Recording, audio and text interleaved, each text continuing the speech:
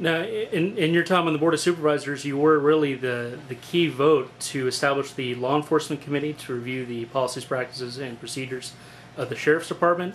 Arcata has police review in their general plan from 10 years back. Eureka's considered hiring an independent police auditor, but really hasn't quite gotten to it for budget and other reasons. Are you at all disappointed by the lack of buy-in from the local municipalities in working with the county and police review? And what do you look forward to that program accomplishing once that committee gets up and running? Well, we call it the Law Enforcement Liaison Committee, and I am one of the 3 votes that put that in place. I really felt that the way people with mental illness were being treated by law enforcement was very much a problem. There's a stigma there, and I thought a dialogue between law enforcement and the people was a positive thing. And so I felt it was instrumental for us to take a leadership role in establishing that. I am sorry that others haven't stepped up. They're pretty much saying it's because of budget reasons, but there are lots of lawsuits that are associated with incidents in the cities that have cost a lot of money, and I think more communication and training like we've done at the county would be very beneficial. We started the critical incident team in Humboldt County in response to incidents that happen mainly in cities, and the reason we did that is because we want law enforcement to be trained, have all the tools they need to do a good job. We have now trained over 160 law enforcement officers in Humboldt County and probably 50 other community members and staff members. We've trained dispatchers. We've really tried to make this a positive thing, and I think it's what's happening, we have positive results. So I know that it wasn't popular with law enforcement, but I think that the incidents really, the trust issue was starting to be a problem, and we want people to trust law enforcement and to work with law enforcement, and I think this liaison committee will go a long way towards providing that. And of course, the issues of public safety are never far away from the issues of poverty and homelessness in our community.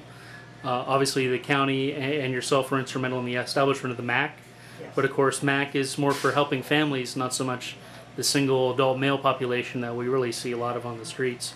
What more do you think the county can do with its limited resources to tackle the homelessness issue? Well, our philosophy has been, let's find solutions so people don't become homeless. And so we've tried our work training programs. We had counseling that we provided in not just the facility, the MAC facility, but other facilities to help get people back, into self-sufficiency, find places to live, do counseling, financial counseling, so they don't lose their ability to rent places. You have to have references for past rentals when you move into somewhere new, and lots of times you lose that because you're not stable financially, and then it's really hard to get back on your feet again. So we work in those areas to stop homelessness with job training, with counseling.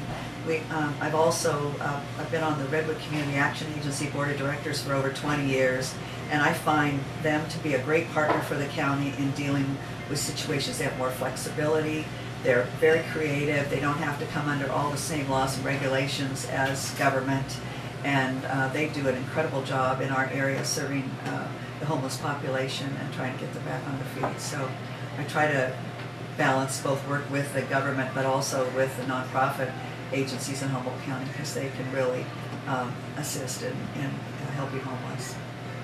As far as local transit policy, I know the county's had its share of problems with the state raiding local funds and the county's having to sue to get some of those funds back.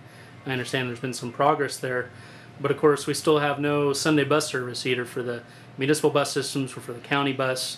Folks basically get stranded between Saturday and Monday.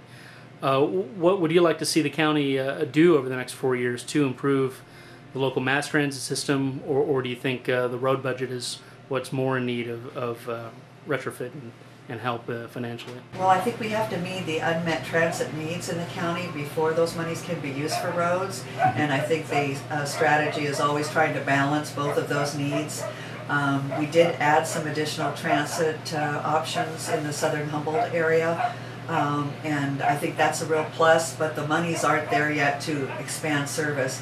I think our general plan policies that really focus on walkability, healthy communities, smart growth policies, that means you won't always be relying on a car to get everywhere or a bus. that the efforts for trails and specifically for regional trails to interconnect communities will be very beneficial. And I just wanted to mention that I've been working with Congressman Mike Thompson on the Transportation Reauthorization Bill to get $50 million set aside for rural communities to do regional trail not planning. We've already planned ours, actually to do construction. Mm-hmm. And I think that will help in terms of addressing transportation needs in a way that doesn't require the building or maintenance of more roads. You mentioned the California Coastal Conservancy earlier. Of course, they're working with the North Coast Resource Center, formerly the Arcata Endeavor, to try in a non-law enforcement, non-punitive way work to get folks out of these, shall we say, unpermitted campsites and into more stable and ecologically sound and less troublesome to the community sort of arrangements to get these folks some sleep without disturbing the community. Is that the sort of solution you're looking to see expanded? Well, they were eligible and did receive some grant monies, mm-hmm. and I think it's a great program. I think they're doing two great things. They're protecting the environment by cleaning up these coastal areas, but they're also connecting people with services on a one-on-one basis versus having them come to an agency and applying mm-hmm. for what the services or what they're eligible for. So I think it's a good program, and we've used it here in Eureka, and I think once that's sort of a pilot project, it'll be used other places as well. Now, in terms of political reform, obviously some folks have called for term limits. Doesn't seem like you would be totally in favor of that.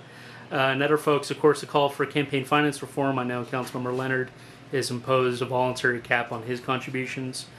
Is a sort of system-wide political reform in order for Humboldt County in terms of campaign finance, electoral reform, with ranked choice voting, with term limits, and any of these sort of issues? Well, I know that some local government agencies like the City of Eureka have imposed term limits, but I don't think anyone else in the county has, and there must have been a reason for that.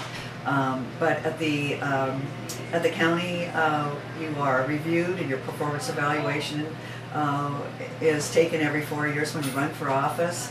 I've had the pleasure of serving, these last several years as county supervisor. I put myself out for evaluation by the voters every 4 years, and I'm happy that they continue to support me in the position.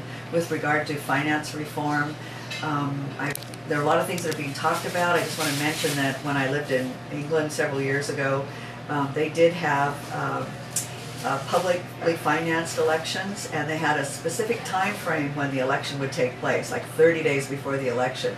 And it really gets people focused. Elections coming up, they look at who the candidates are, but the actual campaigning piece, the advertising, only takes place for 30 days. And I think there's merit to that. Also, publicly financed means everyone will get the same amount of money to run a campaign, and I think there's merit to those suggestions. Just getting back to the employment situation just for a sec, I know obviously it's a global, national, statewide economic calamity folks are facing. Humboldt County can only do so much, but what would you say are one or two really key new ideas you'd want to see implemented to actually get folks back to work here? Well, we've been instrumental here in pursuing monies successfully from the Energy Commission, the California Energy Commission. And what I'm seeing right now are the partnerships that the county's developed. In this particular case, we've developed partnerships with a private sector developer to build 56 houses in the 4th District in the Myrtletown area. And these will provide great jobs. They'll be private sector jobs, but that matching money is making that happen. So that's what we can do to help right now to step up and create jobs in the construction business. Anything else you'd like to say to the voters before they head to the ballot box there on June 8th? I would say that these are tough times, and I think that my time in office, I've stepped up. I've put a lot of effort and energy into creating jobs, into job training programs, and I would like to put that good work to use for you in the next 4 years as your Humboldt County Supervisor. All right, Supervisor Neely, thanks so much for joining us here today. All right, thank you, Charles.